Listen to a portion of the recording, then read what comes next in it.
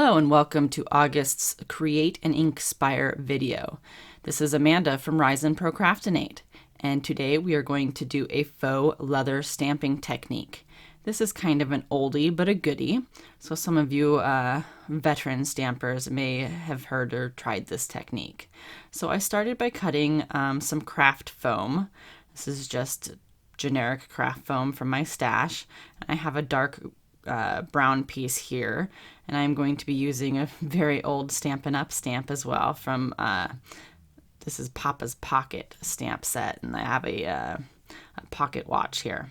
So I just heated the craft foam up a little bit with my heat tool, just enough to have the edges curl just slightly. And I had already inked up my stamp before using my heat tool. And this is Archival Ink, just because I wanted to make sure that it would dry on the craft foam. And then I pressed the stamp into the craft foam very firmly. And as you can see, it left an impression into the craft foam. And my ink obviously transferred to the craft foam as well. So we're going to be doing this again. And I'm using vintage photo this time. The last one was black soot. Archival ink, and I'm using a Unity stamp for the guys, and it's just an old car. And we're going to heat it up again, and then we're just going to firmly press that into the craft foam as well. And we're going to get another impression. And I did this twice just because I wasn't sure which one that I would like better, and I ended up liking them both, so we're making two cards today. So I'm just going to form the foam back, because it did, bend a little bit, got deformed. And then we're just going to ink the edges a little bit, and I'm using Distress ink here because I didn't care if it smudged and got a little messed up, or when I was stamping my images, obviously I did not want that to smudge, so I did definitely want that to dry fairly quickly and not smudge. But inking the edges, I don't care if it's distressed and gets smudged or whatnot, so I'm just using a little bit of vintage photo here. And then I will go in with a darker color. Walnut Stain is what I'm going to go in with second. And I just added just a little bit of that, just to darken up some of the areas and make it look a little bit more distressed. I'm not going to go all the way around the edges, just a little bit in a couple spots. And then we will bring in that other piece of craft foam that I stamped the pocket watch on. And I'm going to do black soot on that one, just because none of the other dark browns or anything showed up on it. I did try, I believe, the ground espresso, but it didn't show up. So we're just going to use black soot on this one. And there are the two finished pieces. And I think they look pretty much like leather, kind of a faux leather. And so I'm bringing in this old Recollections pad, Cedar Lodge. It's a 4.5 by 7 inch paper pad, and that is the paper that I chose from it. It also looks like leather. And I'm going to use some Nuvo expanding mousse in the hammered copper with a Tim Holtz bubble stencil.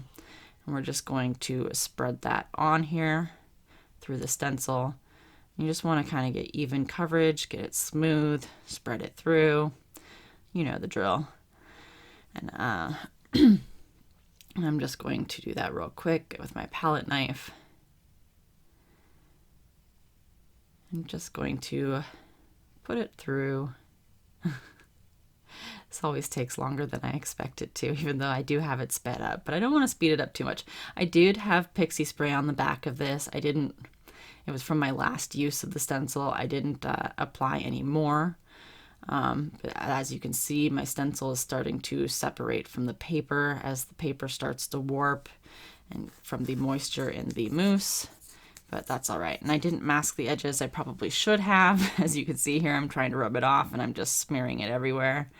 So what I ended up doing, you'll see here in a second, is I just took some of the excess mousse that was on my mat or on my stencil, just wherever, and I just kind of smeared it around the edges and made it look like I did it on purpose. Hey, we're just going to fix our mistakes here. I'm not starting over.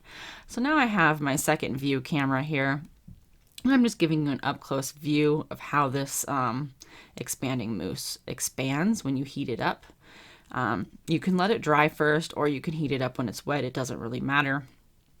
But I'm not patient, so I didn't let it dry. So I'm doing this when it's wet. So, and as you can see, this paper is going to warp because it's just, it's just pattern cardstock. It's not anything heavyweight, but I don't care. I'm going to attach it to my 110 pounding cardstock base. So not a big deal that it warps. It is not the end of the world. So there is that up close view of the texture. I think the expanding mousse just looks amazing when it's all heated up. So we're just going to, I forgot, I did layer this on some black cardstock, so it's definitely going to even out. The warpage is not going to be noticeable when we get done because I did put this on a small mat. So this is a 1/4 inch bigger than my 4 by 5 1/4 inch panel there. So it gives a small 1/8 inch border. And then I took the craft foam and I ran it through my Xyron machine. As you can see, the Xyron didn't really stick that great, or well, it did stick, but it tried to peel off a little bit, but not a big deal. I just made sure it wasn't sticking out on the edges. And then I had this piece of like brown metallic, it's really thin paper, but I decided to mat that piece of foam with that. And then I'm going to stick it on my card panel here. And it did get a little crooked, so we had to pull it up, and I was so afraid that I was going to pull that Nuvo mousse off, but luckily I hadn't pushed it down too hard, so I lucked out. We're just going to put that on there, and then we're going to start assembling the card. Oh, I lie. I forgot we had another card here, so we're going to mat this one on a piece of black cardstock, and again just curling over the edges here of that Xyron adhesive so it's not sticking out. I'm gonna mat that on the black cardstock. I did get this one on crooked, so I peeled it up and replaced it, but I'm not gonna show that. So I had this cool, this is also from a Recollections pad, that had this cool piece of patterned cardstock that had license plates on it, and I thought it was perfect for this image. So I will show you the pad here in a second. But both these pads are older. I got them on clearance. You're probably not going to find them, so I'm sorry about that. But this is the whiskey barrel. Oh, I don't know. Actually, that one I might not have got on clearance. I think I got that one as a Christmas present from my mother-in-law. Yeah, I don't know. So again, it's going to be quite old.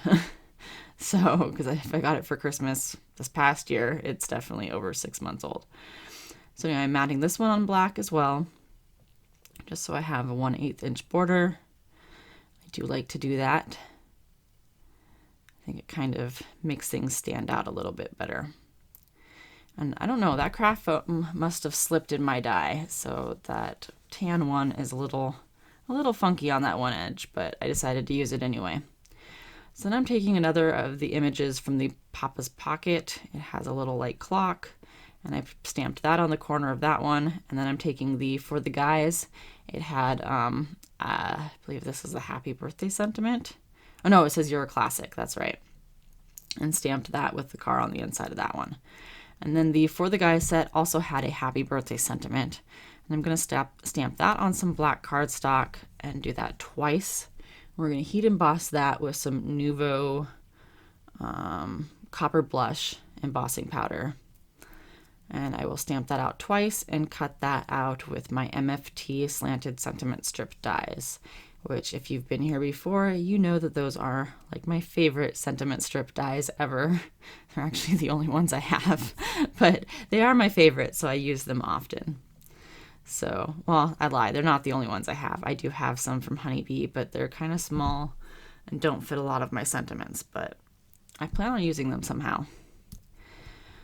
So anyway, we're going to heat emboss those, and like I said, with the copper blush, and I love this embossing powder. If I run out of it, which, it's a tiny pot, it's going to run out eventually, I'm going to have to order a bigger size because I just love this color. So we're just going to mount these with some foam tape and stick them on the cards. I only showed one of them because it's the same exact thing on the other one. And then I'm just going to start assembling the cards here. And I believe I only showed one of these too, because, everybody knows how to put a card panel on a card base. So I'm just going to stick that on there. And so I have a little white border around my card panel because that's the way I like it. And then that pretty much finishes off the cards. Oh, I did leave it in. Haha, I lie. We're just going to put this last one on here, and that pretty much finishes off the cards. So I hope that you enjoyed the cards today. I think this was a fun old school technique, and I hope that you learned something and give it a try. Do be sure to check out the other videos on the website. I'm sure that the other ladies have some awesome techniques for you. So as always, the supplies used are listed below the video, and my social media links are also listed below the video. I would love to have you follow me over on my personal YouTube channel and my social media. And as always, have a great day.